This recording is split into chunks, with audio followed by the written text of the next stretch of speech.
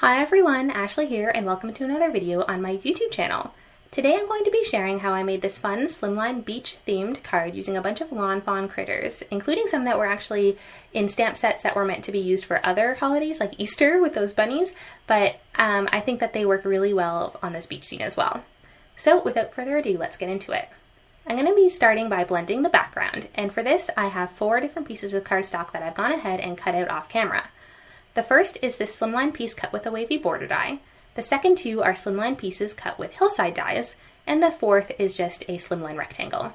And for each of these additional pieces, I did go ahead and cut them out with the Slimline rectangle first, and then use the border die to cut that nice edge at the top. So I'm going to start by blending the background, and that's this rectangle that I cut using the Slimline rectangle die, the largest one from Lawn Fawn set. I'm just using 2 colors to make a sky here, and I wanted it to have a little bit of sort of dimension and gradation, so that's why I'm using 2 colors in an ombre. The first one at the top is Peacock feathers, and then the second one that I'm blending it out with is a slightly lighter version of that, which is Salvaged Patina. So you can see it's darkest at the top and then blends out to the lighter near the bottom. I'm also splattering out some Peacock feathers onto it to give it a bit of an extra detail. And you'll see I left a bit of white at the bottom because that's going to be covered by the hillsides anyway. So speaking of the hillsides, I'm also blending those to look like sand. So for these, I used Antique Linen Distress Oxide ink, as well as Vintage Photo Distress Oxide ink, which is the darker brown color. I'm starting by blending on the Antique Linen, and then coming in with a Vintage Photo near the top of the hillsides, which I think gives it a look of sort of dirt that's being stomped on by all the critters. And then I can come back in with the Antique Linen to blend it out, so you get that really nice sort of ombre effect. And I really like this color combination for sand. I think it looks actually a lot like real life sand.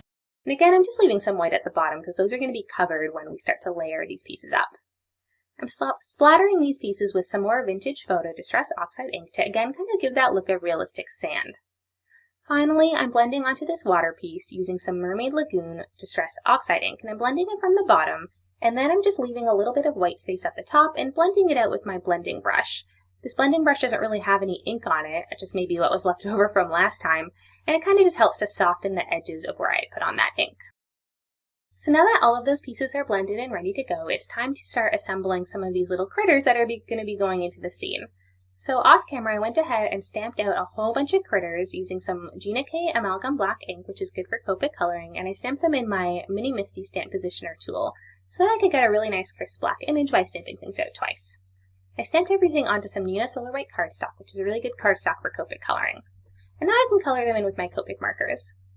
If you want to see what stamp sets were used to get all of these images, check out the description in the just below the video, because I list all of the stamp sets that were used to get to these images down in that description box. I did use a few different stamp sets for this. I combined a few different things that I thought would make up part of the scene nicely.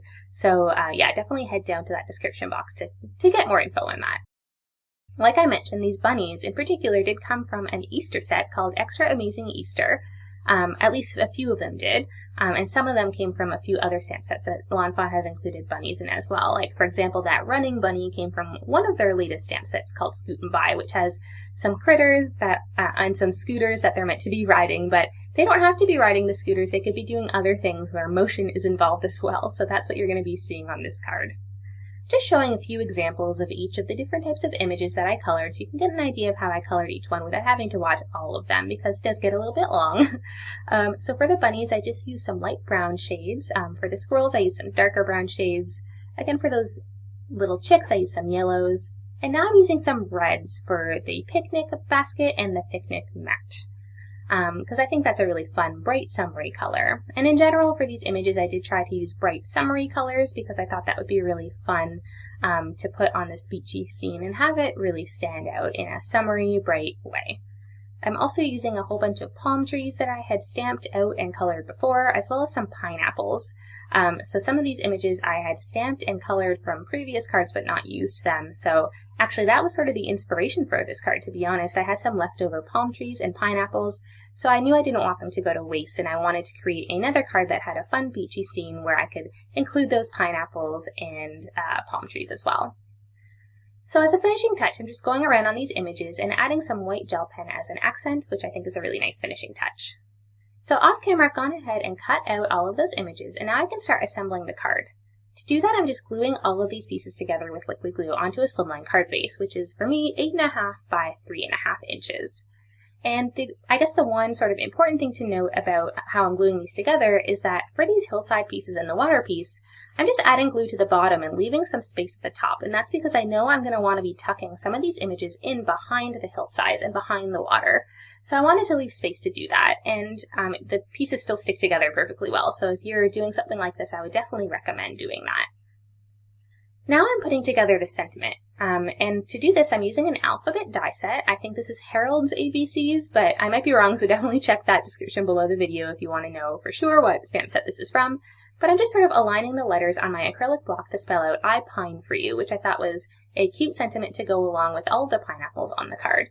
I'm just stamping that out in black ink onto a strip of pearlescent vellum, which I'll then be adhering to the card in just a moment.